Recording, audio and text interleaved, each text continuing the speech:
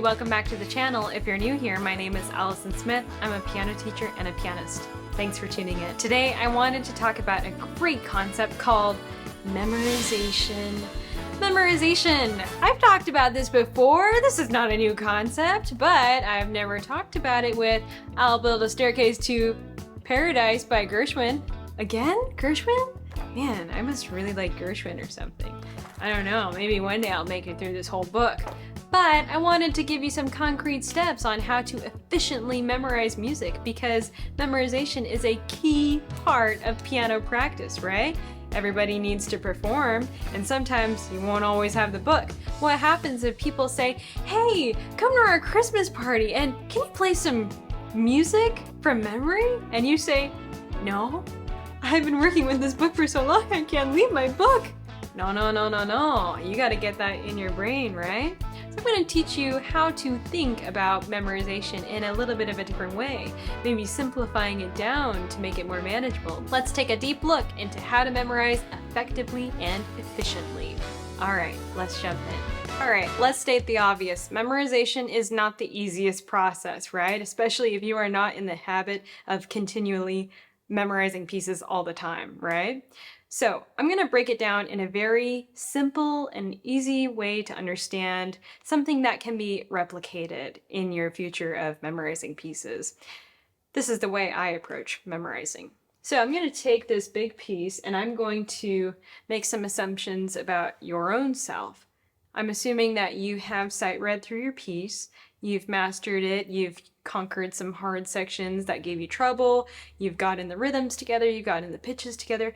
You can go through the beginning to the end at a decent level, right? Everything sounds good. Once someone takes the book away from you, you have a little bit of a problem and you can't remember things.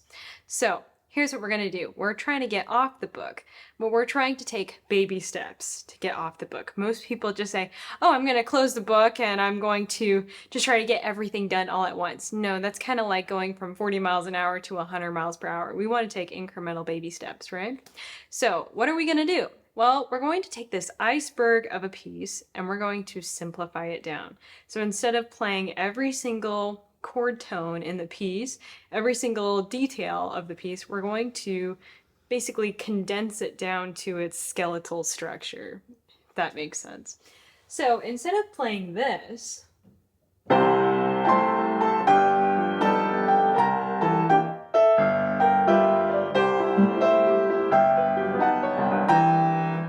instead of doing that, I'm going to do this.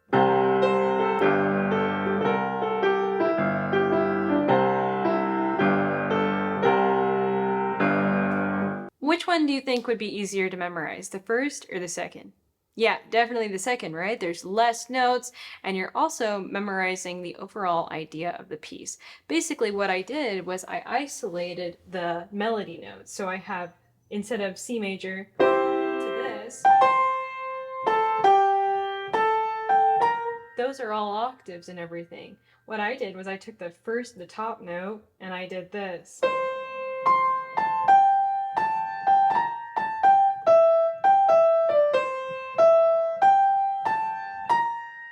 And then, instead of playing all of this left hand,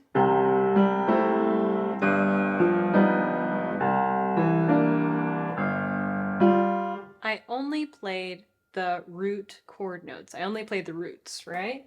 And basically, fancy terminology, root is the name for the first note of the chord. So if I play a C major chord, this is the root note, the C.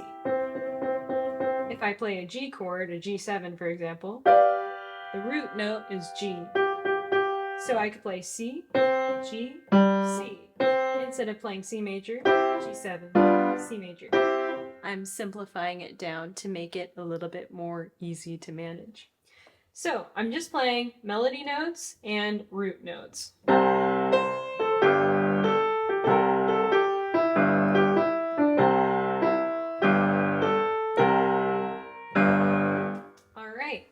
I'm going to continue that process through the whole piece. So I'm noticing this is the next section. I'll just play it. And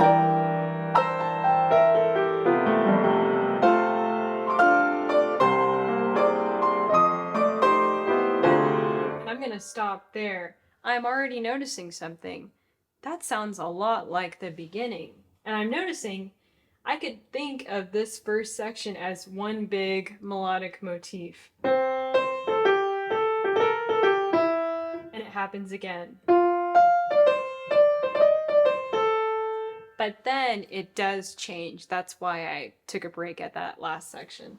So I'm going to apply the same thing that I just did with that F major section. So we have this. And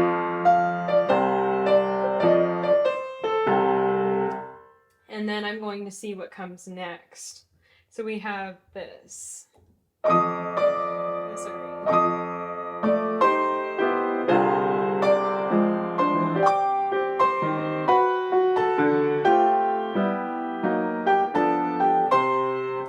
Alright, so now let's see what I have.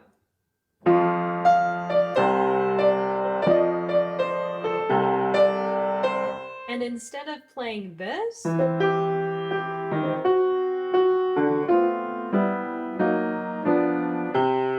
going to condense it down into this.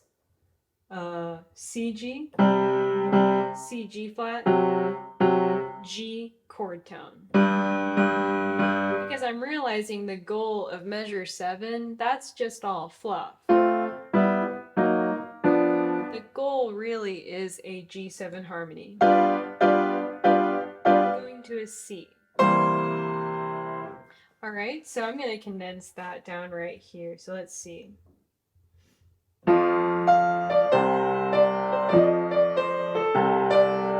C, G, G. And I'm going to keep going. This is the next section.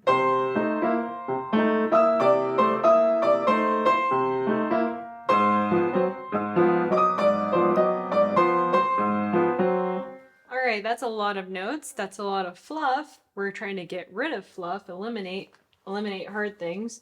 So I'm going to think of this as C. And I saw this. I'm going to get rid of that grace note and just do. And I'm realizing that's just a C major harmony. Then I go to A flat. And the way I'm going to remember that to go to A flat is because a lot of this piece was in C major. Well, this was C major. Then I went to C minor, basically, because I have an A flat, I have an E flat. I know C minor is C, D, E flat, A flat. If I'm playing harmonic minor, it's B natural. Alright, so this section would be C minor. Now, check out measure 13. This is what it sounds like.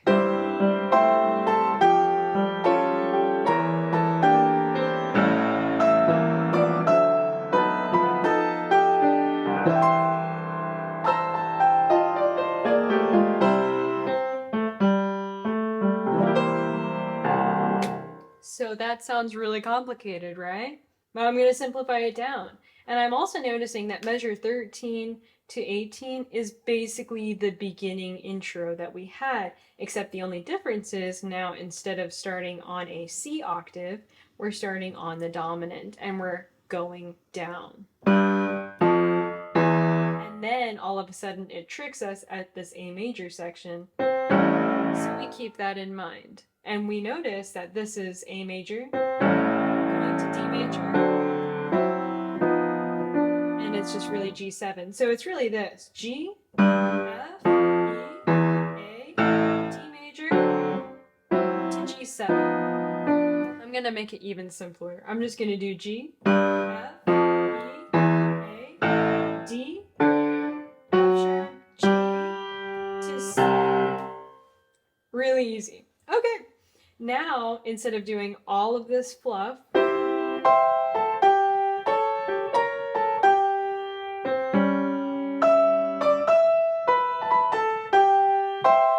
I'm going to do the same thing that I did at the beginning. And then C. But I am going to do this this because this is relatively easy. It's just the same thing. C7, C7, so sorry, C7, F, C7, C7, and then this is just... Now, here's the goal. Can you play the overall bare bones of the piece rather than all the fluff? And I bet memorizing the bare bones of the piece is easier than memorizing the entire piece.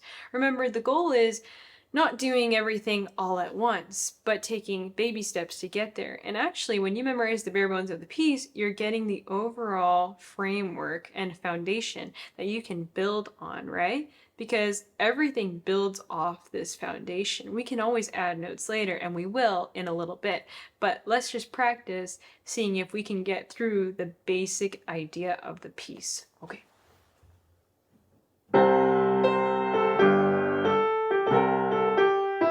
Oh, sorry, I have to close the book. All right.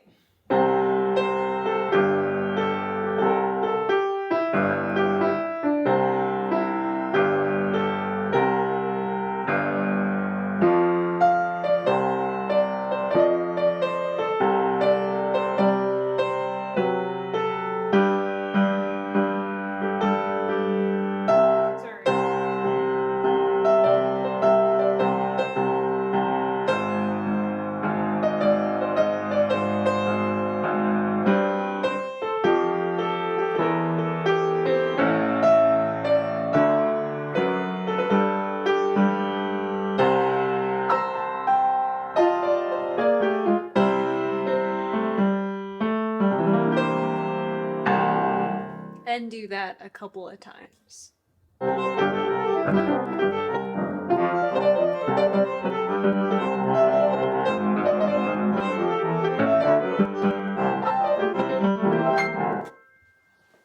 Obviously, you would do it more than twice, but for the sake of the video, I'm not going to do it 100 times because otherwise the video would be super long. Next, we're going to build on that foundation that we just established. So I'm going to go back to the book and I'm going to look at the left hand. So where is it? There we go. I'm going to start filling in that foundation. What chord is that? That's a C major chord with an A, so that's a C6. This is a G7 sharp 5. A C9, G7, and then that same C6, a B major chord, inversion, going to a C. Okay, now let's practice those chords.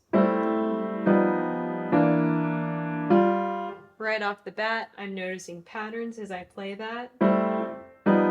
I'm noticing the chords are going down. They're just stepping down chromatically. And then it repeats the same thing, C6, half step down, and then C, C. Next step, close the book, see if you can do it.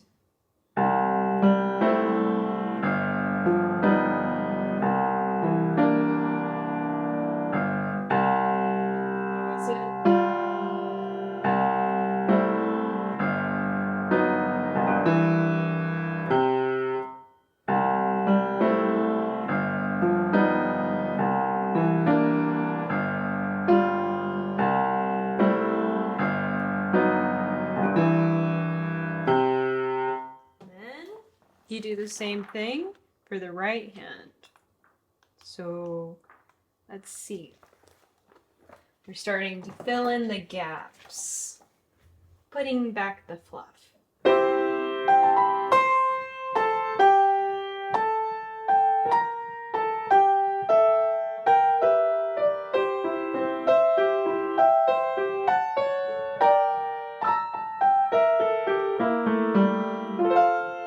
Back to F major.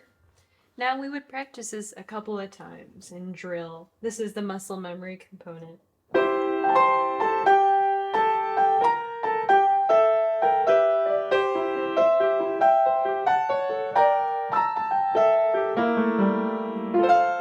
major.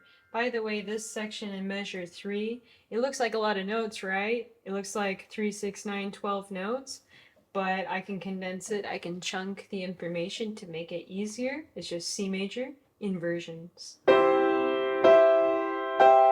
And this is just a B major 7th to a C7.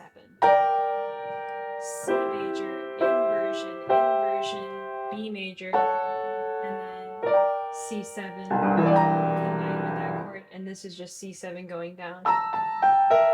F major. And obviously a 5-7 goes to a 1. That's really easy to remember. Okay, so it's C octave with a grace note.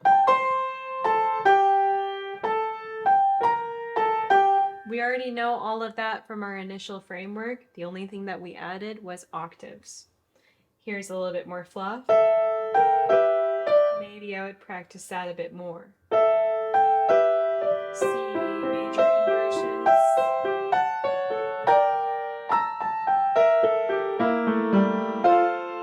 And then I would obviously try to put it together.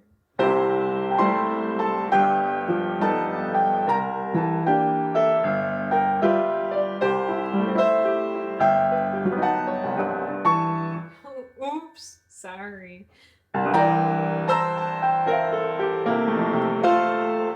Alright, and obviously you know your piece. You should be able to practice it, especially if you're aiming for memorization. So putting it together shouldn't be too hard, but the goal of the process is to just be able to take your brain and isolate different sections and say, oh, what exactly is going on with my left hand? And understanding theoretically what's happening.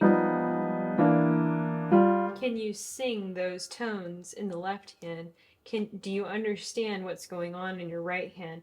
And then when you put it together, can you think, oh, this is C major to C major going down, and all of the chords that you're road mapping your piece, so that way when you don't have the book, you have this map, you're placing meaning to somewhat meaningless notes, right? Sometimes you're just playing notes and you don't even understand what's going on. So you want to attach the meaning, and that's the key to memorization, because you want to give your brain certain instructions. It's like if you're on an assembly line, right? And they give you vague instructions, and so the product comes out differently every single time because the instructions were not identical. So maybe you're trying to build, I don't know, what are you trying to build? Lamps.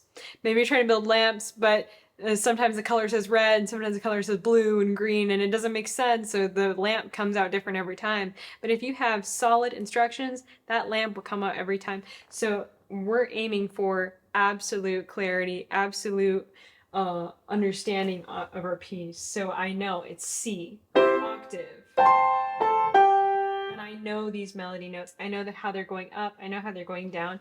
I know by what distances they're going up and down. And I know that this is a C major harmony inversion. It's easier for your brain to say, okay, tell your fingers, go, do C major inversion, rather than thinking, oh, I don't know, I'm just feeling like this is the way it should be go. Because if you rely on feelings, it's subject to change, right? Let's say you're trying to perform this piece in front of a live audience of 100 people, right? You think you would get nervous, all of a sudden now your feelings are different. Now your body is a little bit jittery. Maybe it might miss the wrong note, miss the note, and now you don't even know what note you're playing. So if you know what note you're playing, it'll be way easier. It's almost like tying your shoe in public, right? Even if 1,000 people are in front of you, you still know how to tie your shoe regardless of how you feel. You say, okay, you take these two and then you make a knot and everything. It doesn't matter how you feel, you will always be able to do it because it makes sense in your brain, because clarity of mind translates to clarity of touch. In a nutshell, if I had to explain the whole process, it's taking the iceberg of a piece, condensing it down to its bare bones, slowly adding to the picture. Like, it's kind of like you have an outline of a drawing and then you start shading in the different colors. And then by the end, you have a beautiful coloring book, right? That's what you're doing with this. You're adding in the details. step by step, slowly. And then the last step, once you start getting all these things in order, you want to sleep on it. I've said this in a previous video, but it actually makes such a big difference. I did this whole process that I'm telling you about today. Yesterday, I condensed it into the bare bones, and then I slept on it and I tried it out without the book, and it worked. I don't know. There must be some sort of magic what happens when you're sleeping. I don't know, they say something happens in the brain. I took AP psychology a long time ago, and they told me, they said, if you want to get an A on a test, do this. Study the night before, like right before you go to sleep. Sleep on it and then look at it the very first thing in the morning, and it will stick in your brain that much better. I don't know why, but there is some element of magic in sleep, especially for the long-term memory process. So think about that while you're doing memorization. And obviously, don't try to do it in one day like I did. It won't stick as long. You want to continue this process slowly. You want to do it day by day. And I hope these steps are simple enough for you to replicate in your own piano practice. All right, let's jump back. Thanks so much again for tuning in to today's video about memorization with this example of I'll Build a Staircase to Paradise. I hope you guys enjoyed. Please leave a like, comment, and please subscribe. It really helps my channel. I'll see you guys in the next video. Bye everybody.